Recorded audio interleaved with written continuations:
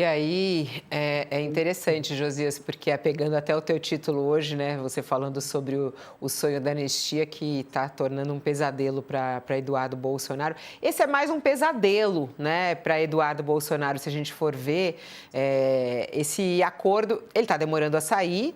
Mas, pelo que a gente está vendo aí a Mari falar, é dentro do tempo da diplomacia, que é diferente do tempo de nós jornalistas, né? Acho que a gente é o mais ansioso, inclusive, até mais que o governo. Mas, de certa maneira, pelo que dá a entender, talvez isso saia. Estão se acertando. Estamos de volta para quem está voltando aqui para a TV. Esse acordo, essas reuniões entre Brasil e Estados Unidos também entra no pesadelo de Eduardo Bolsonaro, que foi o que motivou essas sanções, Josias? Entra sem nenhuma dúvida, é parte do pesadelo dele, né?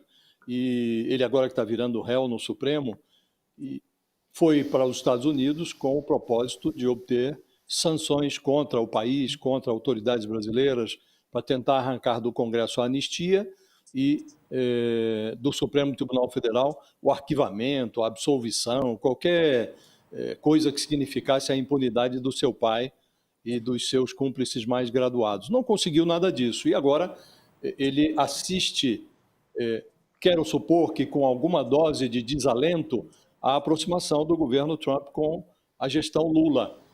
Nós temos até aqui, Fabíola, um grande pastel de vento.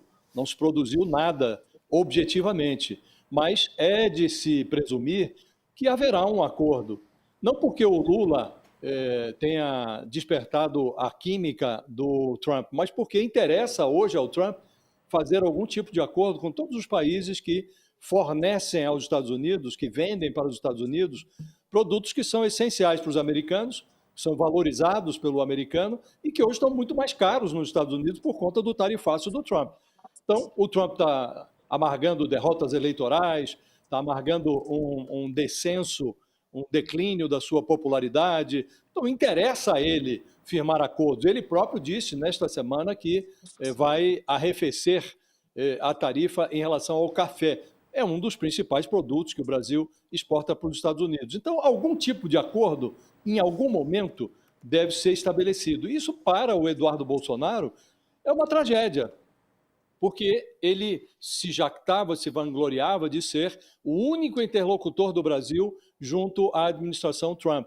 De repente, desobstruíram-se os canais de negociação entre a Casa Branca e o Palácio do Planalto, entre o Departamento de Estado e o Itamaraty, entre a Secretaria de Comércio dos Estados Unidos e o Ministério da Indústria do Alckmin no Brasil. Então, os canais estão desobstruídos. Falta o acerto. Cedo ou tarde, ele há de vir, porque, como disse, interessa hoje ao Trump firmar algum tipo de acordo que ofereça um refresco para o americano, que está pagando mais caro por produtos, alguns deles vêm do Brasil. Para o Bolsonaro, o Eduardo Bolsonaro, Fabíola, isso é uma grande tragédia. Suponho até que, em algum momento, o Departamento de Estado vai decepcionar o Eduardo Bolsonaro. Em algum momento, a família Bolsonaro, isso já está nítido, já não interessa tanto ao Trump, tanto que ele não fala senão quando provocado. Na Malásia ele foi provocado a falar do Bolsonaro, e aí falou, olha, tinha simpatia por ele, me parece uma pessoa boa, e fica por aí. Né? Não vieram mais sanções, o Eduardo Bolsonaro assinou com sanções aos presidentes da Câmara e do Senado, porque não aprovaram a anistia, assinou com sanções a outras autoridades brasileiras, ministros do Lula, mas ficou por hora no Jorge Messias, no ministro da Saúde, o Padilha, o Alexandre Padilha, e não vieram as novas sanções prometidas por ele. Se ele for ficar por lá, Fabíola, acho que ele tem que se cuidar, porque para não entrar no rol dos deportados do Trump. Né? E é preciso ver o que ele vai fazer. Em algum momento os 2 milhões que papai mandou vão acabar, né? E a menos que ele queira voltar a fritar hambúrgueres lá, como já fez em outros tempos, o pai dele até disse que ele era muito bom nesse ofício. Quando pensou em transformá-lo em embaixador dos Estados Unidos, disse que ele já fritou hambúrguer lá, ele sabe falar inglês bem, ele conhece a sociedade americana. Então, a menos que ele queira fritar hambúrgueres, é preciso que ele procure lá um ofício qualquer, né? Queria trazer outro assunto também com a Mari Sanches. ela que segue em Washington, sempre acompanhando o governo Trump. Ontem teve um anúncio, o governo Trump anunciou uma operação para combater o narcotráfico. É a Operação Lança do Sul. E foi um anúncio feito aí com o objetivo de combater narcoterroristas, né? Que ele fala que são terroristas no hemisfério ocidental. Queria que você contasse isso pra gente, que faz parte dessa guerra de Trump contra as drogas, né? E contra o tráfico de drogas. Pois é, Fabiola, o governo Trump tem aumentado a sua presença militar no Caribe, nos mares, ali nas regiões próximas à América do Sul. Não é de hoje. A gente viu, inclusive, agora a chegada, né, do maior porta-aviões americano à região, que é o Gerald Ford, e, inclusive, isso gerou bastante tensão entre aliados dos Estados Unidos, inclusive o Reino Unido, a França, enfim, o Reino Unido, inclusive, suspendeu o compartilhamento de informações de inteligência relacionadas à região, por ver já são mais de 20 embarcações bombardeadas ali pelos Estados Unidos na área que os americanos dizem, o governo Trump diz que se tratavam de embarcações de narcotraficantes, e a União Europeia, o Reino Unido foram bastante vocais nessa reunião que aconteceu no Canadá, no G7, no começo da semana, sobre a possível ilegalidade dessas ações do governo Trump em relação à região. Inclusive, houve resposta do Marco Rubio, dizendo que não é a Europa quem define o que é a lei internacional, enfim.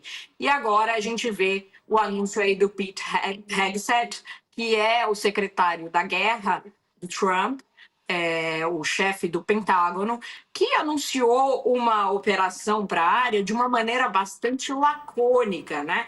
Ele não diz onde vai ser a operação, como vai ser, qual o objetivo específico dessa operação, quem são os alvos muito claros. Fala-se apenas em narcoterrorismo na região, enfim, dessa maneira bem ampla. A gestão Trump tem designado grupos de traficantes da região como narcoterroristas, com apoio de alguns governos, né? E tem, inclusive, a intenção de fazer a mesma coisa com grupos brasileiros, né, do crime organizado, como o PCC e o CV. Isso está em discussão aqui em Washington, não há ainda uma definição sobre isso, mas esse anúncio aumenta a tensão da possibilidade aí de uma operação, inclusive de forças, enfim, de ataques terrestres na Venezuela, embora o Hegseth não tenha em nenhum momento citado nenhum país onde eles pretendam atuar. Agora, é mais um passo, digamos assim, nessa escalada de tensão na região. A gente ainda vai ter que esperar para ver como isso vai se traduzir, afinal de contas, o que será a Operação Lança do Sul. E o Trump lança essa operação no momento em que também está sob ataque doméstico por conta das questões dos e-mails do seu ex-amigo, o bilionário Jeffrey Epstein, que vinha sendo, enfim, alvo aí de denúncias de pedofilia, de tráfico sexual de mulheres, e que se suicidou na cadeia em 2019, e as ligações entre ele e Trump sempre foram alvos de questionamentos desde que o Trump se tornou presidente. E agora começam a surgir evidências de uma relação bem próxima, inclusive do Epstein, dizendo que o Trump conhecia os abusos que ele cometia e etc. Portanto, no momento em que Trump está sob ataque doméstico, ele reforça aí sua bateria externa, talvez até numa tentativa de mudar o foco da discussão, a ver no que isso vai se traduzir na prática, Fabiola.